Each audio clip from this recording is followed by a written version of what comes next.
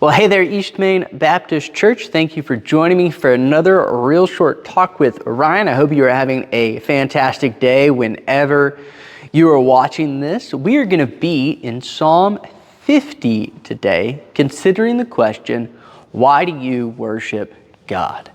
That's a big question, and it really gets to the heart behind what we do. And specifically, I want to think about us coming to church, gathering as the people of God to worship Him. Why do you do that? Look what the psalmist says here in verse 7 of chapter 50. He says, "Hear, O my people, and I will speak. O Israel, I will testify against you. I am God, your God. Not for your sacrifices do I rebuke you. Your burnt offerings are continually before me."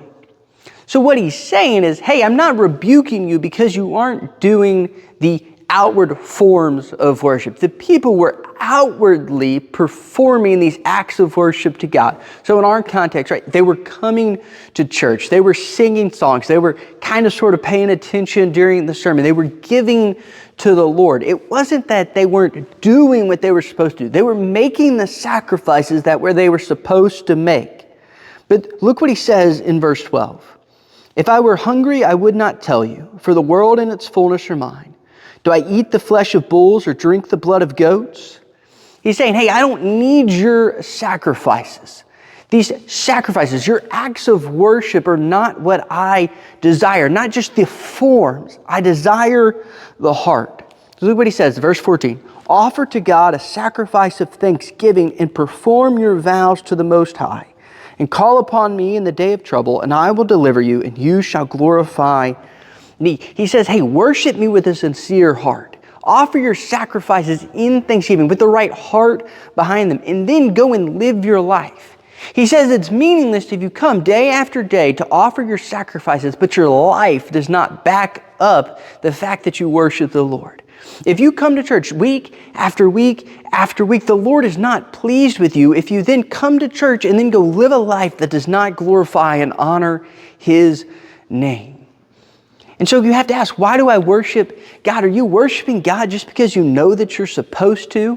And because you're hoping that if you put in the right amount of worship, God will give you what you want? Look at what he says, verse 16. "But to the wicked God says, what right have you to recite my statutes or take my covenant on your lips? For you hate discipline and you cast my words behind you. If you see a thief, you are pleased with him and you keep company with adulterers." Again, he's saying, hey, why are you worshiping me if your life doesn't back it up? Are you worshiping God just because you're supposed to? Because I know it's the right thing to do, and I'm hoping that if I worship God, it'll balance out some of the other bad that I do? That's the wrong attitude. Worship God in thanksgiving. Worship God by living your life for Him. Worship God because you desire to get to know Him better so that you can live for Him in the world. We have to examine our heart. Why do we worship God? Do we worship God just because we should, because we want something from Him? We're trying to make ourselves look a little bit more respectable when our lives don't match it up? Are we worshiping God to encounter Him, to experience Him, to be filled with more wisdom and knowledge of Him so that we can engage with His mission in our everyday lives? Do the hard work. Examine your heart this week. Thanks for tuning in. We'll be back next week. Until then, go and glorify His name.